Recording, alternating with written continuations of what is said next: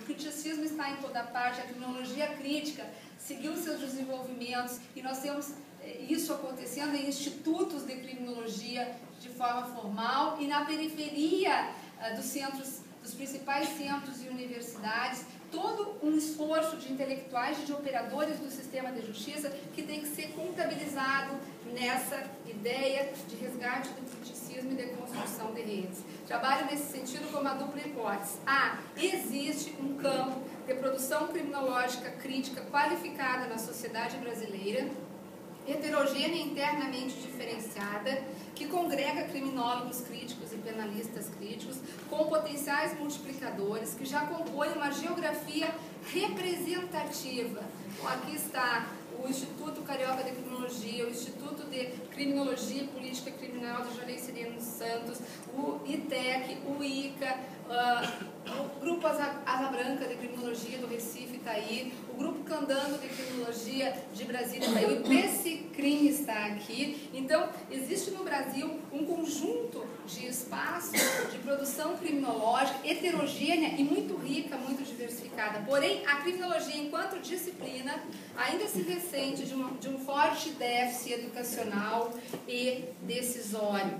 Forte déficit educacional, porque ela ainda é, professor Checaira, professor Jair, professor Tavares, uma disciplina deficitariamente apropriada e desenvolvida no Brasil, sendo sua presença na universidade, que é a matriz ideológica direta de formação dos operadores do controle, sendo sua presença na universidade ainda residual e periférica. Ela não ultrapassou, regra geral, o estatuto de disciplina opcional. E ela se reveste de um déficit decisório, porque tampouco sua influência se faz sentir com a intensidade nas diversas instâncias de poder e decisão do circuito muito fechado do controle penal. E talvez, como derivação, ressinta-se a criminologia entre nós de um déficit que é dialógico entre esses diversos espaços de sua produção, sobretudo no que tange a pensar e desenvolver uma criminologia com identidade própria, ainda que afinada com a melhor herança teórica alienígena.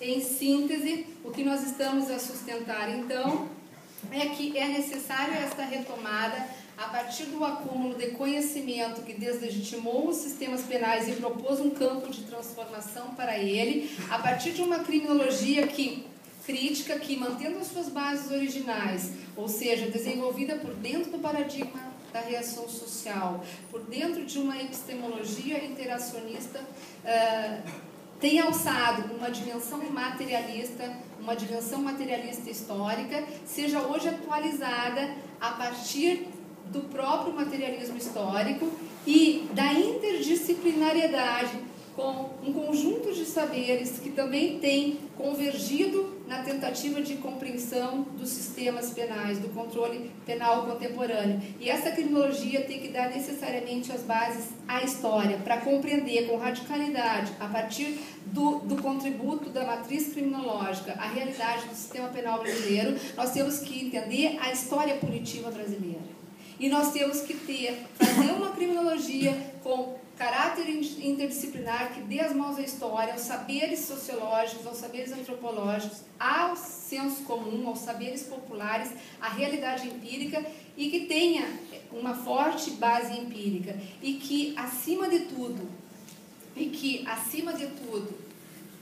se enrede na sua produção. Falta a construção de redes criminológicas críticas na sociedade brasileira. Somos átomos, somos feudos, estamos fazendo a mesma coisa em muitos lugares e não nos conhecemos, e não nos lemos, mas lemos com requintes a literatura estrangeira. Então, a construção dessa grande jangada criminológica é condição sine qua para resgatar qualquer dignidade ao controle social desta periferia. E as dores do controle social, Tayara, não se desespere, eu estou terminando. As dores deste controle social, não consegui falar do que eu queria, mas tudo bem.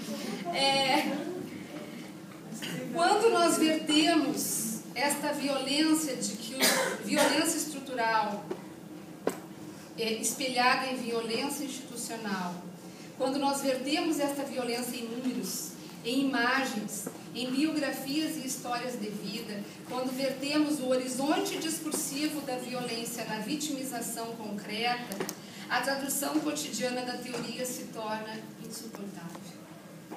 É o horror em ato, parafraseando Zaffaroni, que diz que os sistemas penais latino-americanos são um genocídio em ato.